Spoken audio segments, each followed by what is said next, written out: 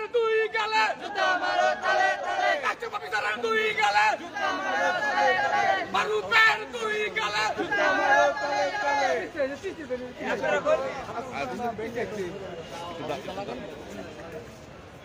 একটু আপনার উপায় কি সমস্যা সমস্যা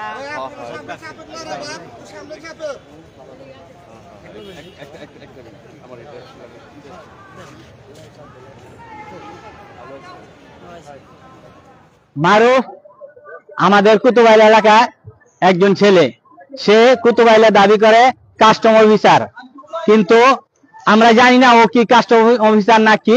আইসা এখানে আমাদের এখানে প্রভাব খাটায়া এই এলাকার যত জুট যা আছে সবকিছু এই নিয়ে যায়। এই পর্যন্ত 56 লক্ষ টাকা এই জুট ও আত্মসাৎ করছে। তারপরে ও কিছু এই স্বৈরাচার সরকারের কিছু কিছু ক্যাডার বাহিনী নিয়ে, ওয়ান ওসমানের ক্যাডার নিয়ে, যেমন নাম হয়েছে মাসুমকে নিয়ে ও এই আমাদের এলাকায় মহড়া দেয়। তার সাথে থাকে রানা এবং এই সুমন, আরো অনেক লোক।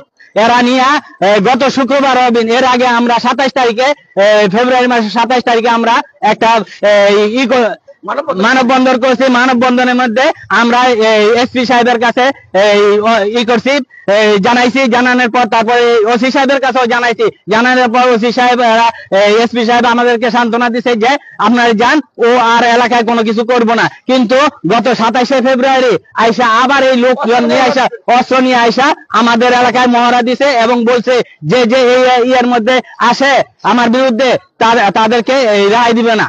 আরো অনেক কিছু বইলা গেছে এবং এই ক্যাডার বাহিনী নিয়ে গেছে এখান থেকে। মাসুম এখানে অস্ত্র এই সাপ্লাই দেয় এই মারুফরে, গত শুক্রবার 27শে ফেব্রুয়ারি বলছি। তারপরে এই অস্ত্র নিয়ে আমাদের এখানে এই অনেক মহড়া দিছে, তাদেরকে আমার এখানে অনেক করছে যে আমরা কেউ কেউ যদি ওর বিরুদ্ধে রুখে দাঁড়ায় তাহলে কাউকে রাখবে না।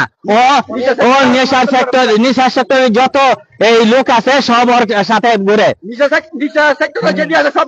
সব নিয়ন্ত্রণ ও করে। ও একজন পিয়ন হইয়া পিয়নের থেকে নাকি ও এই হয়েছে কাস্টম অফিসার হয়েছে।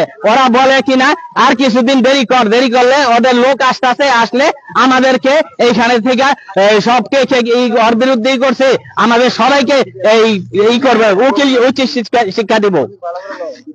আর এর মাননীয় মহোদয় জেলা প্রশাসক এবং এই মাননীয় এসপি সাহেব, ওসি সাহেবের আমরা দৃষ্টি আকর্ষণের জন্য এই অনুরোধ করছি যাতে এই জন্য ব্যবস্থা নেয় আর আমরা যাতে শান্তিতে থাকতে পারি, সেই জন্য অনুরোধ জানানো হয়েছে। আর কি বলবো, এই নেশা করার জন্য আমরা অনেক কিছু করতেছি।